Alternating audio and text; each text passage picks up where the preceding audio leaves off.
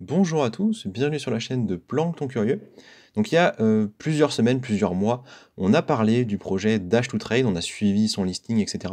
Là, c'est en train de complètement exploser, c'est vraiment, vraiment sympathique au niveau des graphiques, c'est vraiment beau, franchement ça fait plaisir à voir. Donc ce que je vous propose, c'est qu'on fasse un petit récap de ce que c'était au niveau du fonda, pas très long, hein, il y a plein de vidéos qui traitent de ça sur ma chaîne. On va voir ensuite au niveau des news, est-ce qu'il y a des choses qui expliquent ce qui s'est passé, et on va voir graphiquement comment ça se passe, et peut-être des zones de prise de bénéfice à prendre si vous êtes dedans. J'en profiterai aussi pour vous raconter comment ça s'est passé pour moi, parce que du coup, un peu particulier, et il y a des choses à apprendre. Donc au niveau du fonda, on est sur une plateforme de trading, d'exchange. C'est pas trop mal, hein, c'est quelque chose d'assez intéressant. Sachez quand même que c'est centralisé, qui vont délivrer tout un tas d'indicateurs, qu'il y a des choses qui sont gratuites, qu'il y a des choses qui sont payantes. Alors ils se basent un peu sur les modèles des banques en ligne actuelles, avec des profils de gestion du risque, avec des analyses de certains projets, avec des analyses techniques. Bon, on verra ce que ça donne. Il y a une plateforme en bêta test si vous voulez aller voir, hein, qui est gratuite, où il y a des choses intéressantes dessus. Elle n'est pas parfaite, hein, j'ai déjà un peu critiqué certains aspects. Je vous invite à aller voir. Au niveau du marketing, on est sur quelque chose d'un peu accrocheur quand même.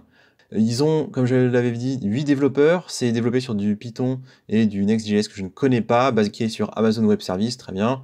Et globalement, on voit sur LinkedIn qui ils sont. J'avais fait le point que 8 développeurs pour le projet, c'était pas énorme, mais voilà, c'était mon avis. Ce qui était notable, c'est qu'il y avait 1 milliard de supply. J'ai vu qu'on n'a pas encore vu les nombres de tokens émis. Il n'y aurait pas de frais de transaction sur les tokens en Dash to Trade, donc ça c'était intéressant, mais je crois que c'était lors de l'émission. Et le point important en fait, c'est celui-ci, c'est le fait qu'il y avait un abonnement. En fait, il y aura un abonnement pour le service proposé, et donc à ce moment-là, ça coincera peut-être, mais on verra bien. Donc si vous voulez plus de détails, plus d'informations, je vous invite à aller voir juste les autres vidéos que j'ai faites sur le sujet. Hein. Le but c'est juste de faire un petit récap en quelques minutes. Globalement, je trouvais que le fondamental était correct, avec des idées qui étaient pas mal, et ça pouvait répondre à certains besoins. Pas forcément à tout le monde. Par exemple, moi, bon, pas forcément énormément l'utilité de ce type de service, mais pourquoi pas, et ça se trouve, ils auront de bons indicateurs, on verra bien. Le projet est ambitieux, je trouve que l'équipe est peut-être un peu petite pour le soutenir, mais c'était mon idée. L'abonnement qui pouvait vite coûter cher et qui pouvait rebuter pas mal de monde à mon avis, parce qu'en fait on payait en token Dash to Trade et ça peut vite coûter cher. Là, là, le token a fait x2, vous payez votre abonnement 2 fois plus cher. Vous voyez, c'était un peu bizarre. Évidemment, c'est centralisé, donc ça c'est pas forcément très bien. Pas forcément très à la mode, et surtout il y a déjà des gros acteurs centralisés, donc il faudra qu'ils arrivent à vraiment se différencier de leurs concurrents. Bon, on verra bien. Et je savais pas trop quel était leur accès real data, c'est toujours le cas d'ailleurs, je ne sais toujours pas, parce qu'ils nous disent qu'ils vont nous donner plein d'indicateurs, mais il faudrait savoir comment ils font pour récupérer les données, quels sont leurs partenaires qui les fournissent, sur quoi ils se basent. Donc on suivait la prévente et on était rentré, donc on va voir ça ensemble tout de suite, on ira voir les news après. Donc vous voyez là, c'est la fête, hein. Clairement ça a encore pris plusieurs pourcents depuis que j'ai commencé la vidéo. On était autour de 31, on est à 33, donc c'est complètement fou. Le prix de listing, donc là on est sur le graphique de get.io, prix de listing il était autour de 0,05 du coup, ça a un petit peu monté lorsqu'il y a eu get.io, ça a beaucoup baissé. Moi ma stratégie c'était de DCA dans la descente, et j'avais un prix moyen, et je dis bien j'avais, un prix moyen à 0,13,8, vous le voyez ici. Et donc qu'est-ce qui s'est passé? Il s'est passé que là, pour une raison que pour moi je ne connais pas, on ira voir le Twitter ensemble, le token a complètement pump, et donc là on est sur un plus que x2, on est bientôt à un x3 par rapport à mon prix initial. Et pour les personnes qui sont rentrées sur les plus bas, donc autour de 0,10, 0,010 du coup, non, oui, 0,010, on est presque, enfin on est sur plus qu'un x3, peut-être bientôt un x4, franchement j'en sais rien, on va peut-être arriver là-haut. Moi mon objectif c'était cette boîte-là, hein. C'était de retourner sur le prix d'émission, sauf que j'ai été un peu gourmand, donc je vais vous raconter ce qui s'est passé. Moi, j'avais donc ce prix d'émission moyen, enfin ce prix d'achat moyen à 0,13,8, presque 0,14 on va dire. Et j'ai vu le token commencer à pump, là, ici.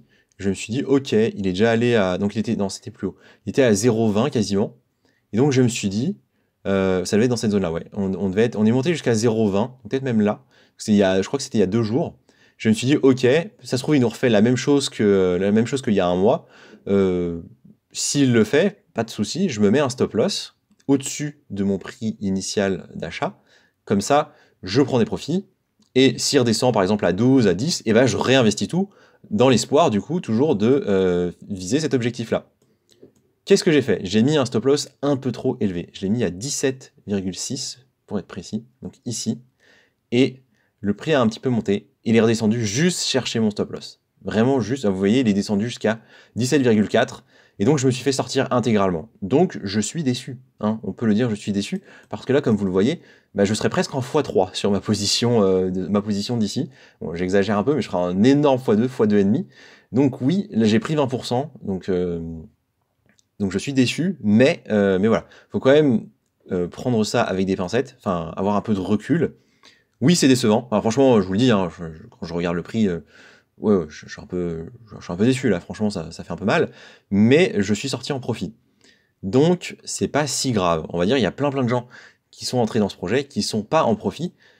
Donc, je ne peux pas, je peux pas en vouloir pour ça, mais du coup, 2 leçons à retenir. La première, ayez une stratégie et suivez cette stratégie tant qu'elle n'est pas invalidée. C'est-à-dire que si, à ce moment-là, il y avait eu une grosse info négative nous disant, j'en sais rien, un hack, des problèmes terribles, oui, sortir c'était pertinent. J'étais en profit, c'était extrêmement pertinent de sortir. Sauf que c'était pas le cas.